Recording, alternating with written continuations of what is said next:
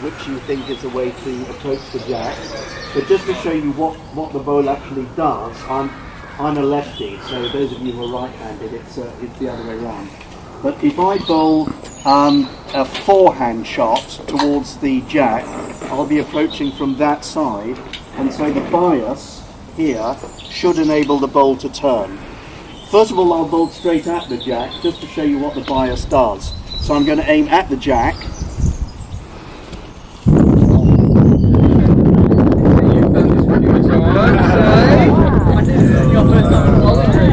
Okay, but you'll see that the bowl turns. Rather than spin it or turn it, that's the bias in the bowl, the weighted side.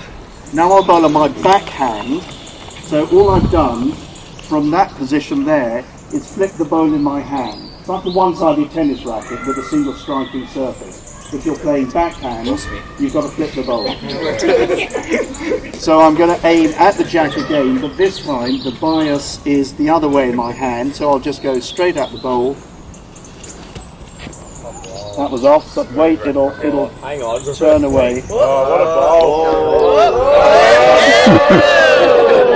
It wasn't straight at all. Turns away. So basically, in order to compensate for the turn of the wood, you are bowling to the side of the jack, say a foot or so to the side of the jack, either way, because you know that the bowl will turn in. If you bowl at the jack, the bowl will simply turn away. Now, you play direct, it's a competitive game, you're playing against your opponent, and you're allowed to knock your opponent's woods out of the way. You're able to promote your own. Say the bowl is 2 feet short of the jack, you're able to play with slightly more weight and come in and punch your own wood up into the head. You can move the jack. Everything is allowed in the game. Only the end is dead only if a jack goes out of the ring. And the rinks are demarcated by these white markers. Each one's a discrete ring, so that's the ring you play in. You deliver the bowl, as I said, off the mat. You don't approach it that way and run off. Once the bowls are all gathered at the head, you then work out who's got the nearest shots. You can have multiple shots up to 4 if you're a single player, up to 8 in a team of pairs. You count all the bowls of your team nearest to the jack. And you then start again the next end, starting with the mat placed at the other end. That's it basically. We're all going to be supervising you and talk you through the game, and you'll soon find how it works. It's not very difficult.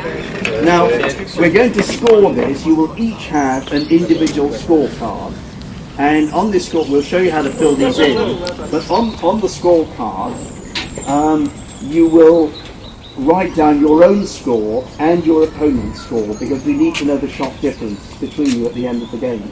It's like goals difference in a soccer game. You will play 4 ends, that's up and down twice. Then you'll change rings. You will redraw your tags and possibly move on to other rinks and be combined with other players.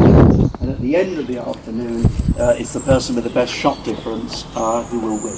You only get like one swing at it. What happens if it accidentally drops out of your hand? No, I mean, you will each have 4 bowls. If you're playing in a pair. Whether they go to pick it up and then drop your ball. We'll give you, we'll catch you some slack. Less than 2 feet, reach out. That's beautiful, that is beautiful.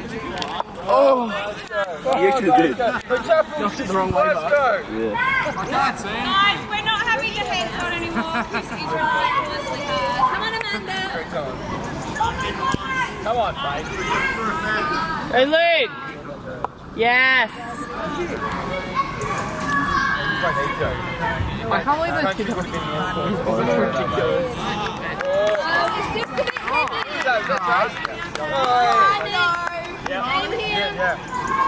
Easy. Just smash her out. Who's your other? What? Whoa! Imagine if it ended. There's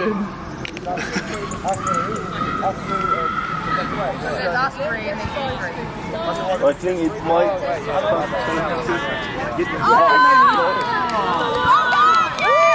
Oh, go Luke! Oh, we could almost have more than 1 point.